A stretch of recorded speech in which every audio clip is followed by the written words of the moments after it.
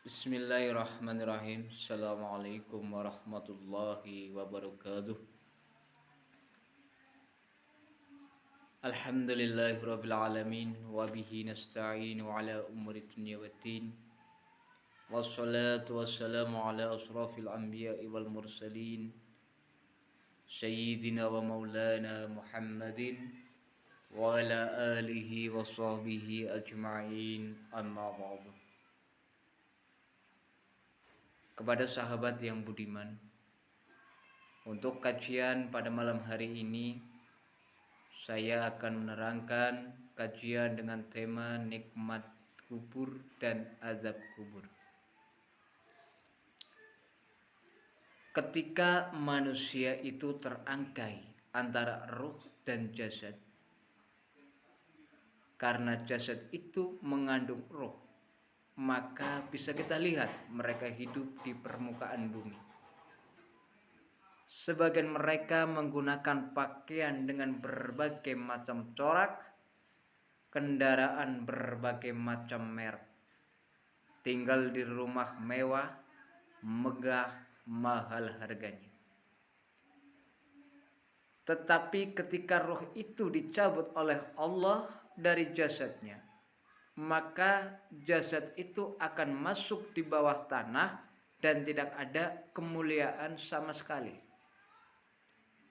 Makanya siapapun yang meninggal, apakah orang kaya, orang miskin, pejabat atau rakyat, tetap saja pakaian mereka sama putih, murah dan akan dimakan cacing tanah. Jamaah hadirin rahimakumullah. Dalam sebuah hadis yang disebutkan dari Bara bin Azib radhiyallahu anhu, ketika Nabi Muhammad sallallahu alaihi wasallam menunggu di mana sebagian sahabat sedang menggali kuburan dan sedang dibuatkan lahat, beliau memberikan ceramah kepada para sahabatnya.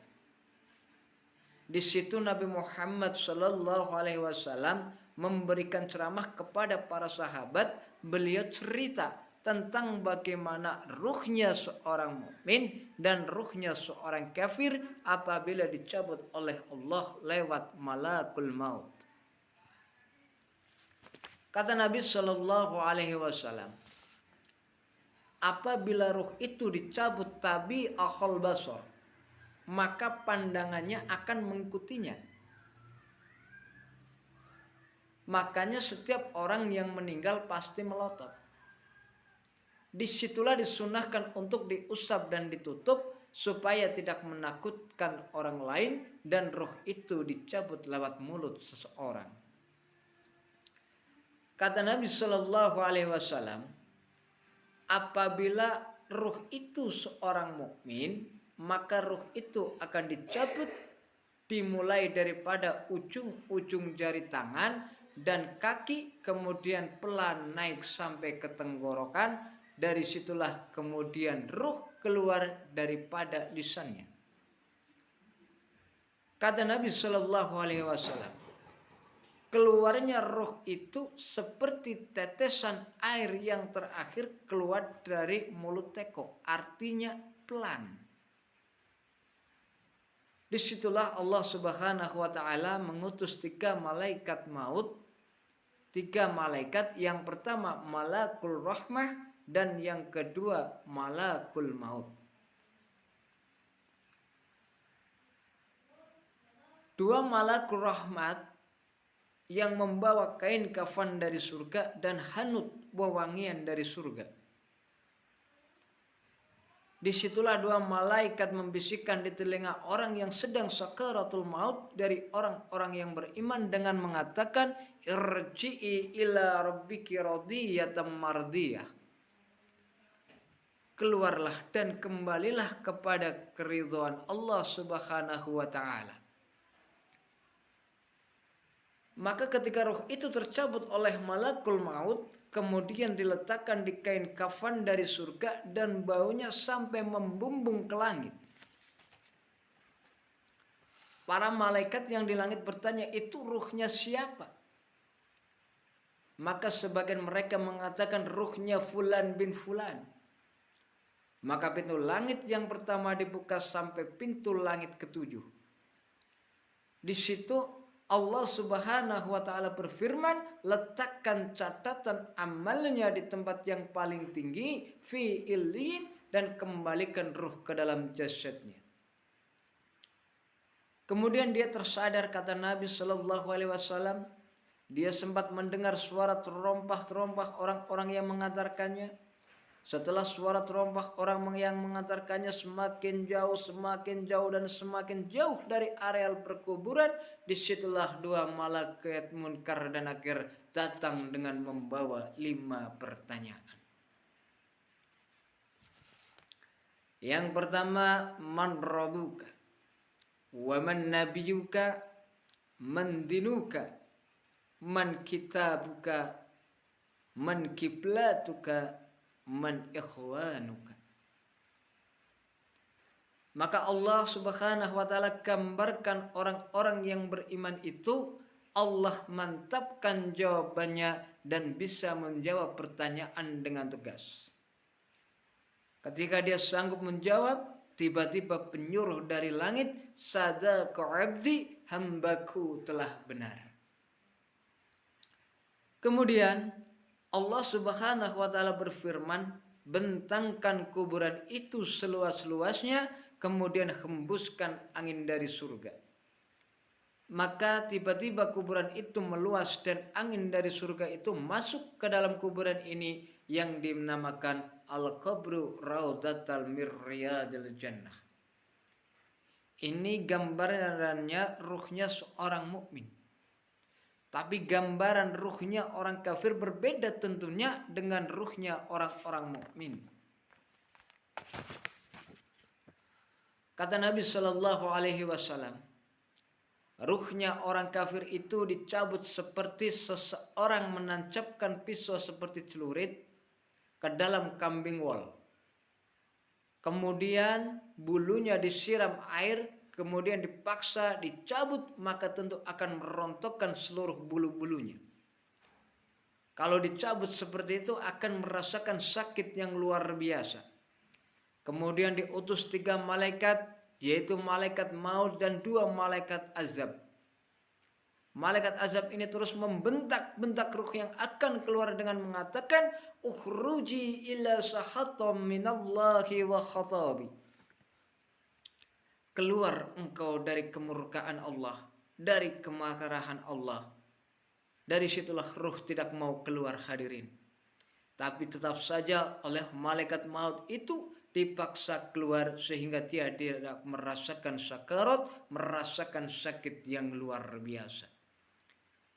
Setelah ruh itu dipaksa keluar, langsung malaikat azab memasukkan kain kafan dari neraka dengan bau busuk yang luar biasa. Sehingga satupun malaikat di langit tidak berani mendekatinya. Akhirnya Allah Subhanahu wa taala takdirkan dia tidak bisa naik ke langit. Jangankan sampai langit ke-7, langit pertama pun tak dibukakan pintunya. Itulah isyarat Al-Quran. Allah Subhanahu wa taala berfirman yang artinya bahwa pintu langit tidak dibukakan untuk mereka, kalaupun dibukakan mustahil, dan mereka tak akan masuk surga sampai ada cerita unta masuk ke lubang jarum, kata Allah. Bagaimana tersiksanya ruhnya orang kafir ini, ruhnya orang munafik. Maka ruh itu dijatuhkan dari langit, kemudian masuk lagi ke dalam jasadnya dengan kondisi sudah patah. Ibarat kita jauh dari ketinggian, disitulah tiba-tiba ketika sadar 2 malaikat Munkar Nakir membentaknya dengan perkataan marrabuka. Apa jawaban mayit itu? Dia hanya bisa menjawab, haha la adri aqulu kama qaulan nas wa fa'atu kama fa'alan nas. Aku tidak tahu. Aku hanya mengatakan apa yang dikatakan manusia, dan aku hanya berbuat apa yang aku lihat manusia berbuat, hanya ikut-ikutan. Maka dia pun dipukul setiap salah menjawab. dengan gada malaikat yang kalau diletakkan di gunung Uhud hancur gunung Uhud itu, kata Nabi Sallallahu Alaihi Wasallam. Jamaah para kaum muslimin rahimakumullah, Utsman bin Affan radhiyallahu anhu seorang khalifah. Apabila diceritakan surga dan neraka, beliau tidak menangis. Tapi kalau diceritakan kuburan, beliau menangis. Alasannya apa? Kata Utsman bin Affan, karena kuburan itu menentukan kemana arah seseorang. Makanya Umar bin Abdul Aziz ketika dia ziarah kubur di akhir hayatnya, kemudian dia menangis di kuburan dan dikatakan, "Wa ma yubki ya khalifah?" Apa yang membuat Anda menangis, kata Umar bin Abdul Aziz? Soalnya aku tidak tahu dari kelompok mana saya, kelompok ahlu narka atau ahlul jannah. Apakah aku kelompok orang yang akan masuk neraka atau aku adalah kelompok orang yang akan masuk surga? Aku tidak tahu. Dari situlah dia menangis dan menangis orang-orang di sekitarnya. Untuk mengingatkan kita kepada fitnah kubur yang berujung kepada azab kubur ataupun nikmat kubur. Hadirin jamaah yang dimuliakan Allah rahimakumullah. Gajah mati meninggalkan garing, harimau mati meninggalkan belang, manusia mati hanya membawa amal ibadahnya.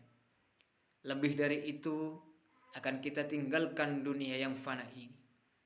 Bila Israel datang menghampiri, tinggallah harta emas dan perak. Nafas terhenti, lemahlah diri, badan terbujur tidak bergerak. Tiada lagi teman ketawa, tinggallah pangkat harta melimpah. Di tempat sunyi jasad dibawa, dalam keranda teriring doa. Suatu ketika nanti mau tidak mau, siap atau tidak siap, kita akan hijrah ke alam berikutnya, yaitu alam kubur. Maka persiapkanlah diri kita supaya selamat di alam berikutnya dan ikut dalam kelompok golongan orang-orang ahlul jannah. Amin amin ya rabbal alamin. Demikian kajian pada malam hari ini. Kurang lebihnya mohon maaf yang sebesar-besarnya. Dan bagi para sahabat-sahabat atau teman-teman yang ada di luar sana, mohon dukungan subscribe-nya, komentar, juga bunyikan loncengnya supaya kami bisa mengembangkan channel ini dengan kajian-kajian yang lain. Dan insya Allah kajian-kajian yang akan datang akan saya lanjutkan dengan tema yang berjudul nikmat mana lagi yang kau dustakan. Demikian akhirul kalam, ihdinas siratal mustaqim. Assalamualaikum warahmatullahi wabarakatuh.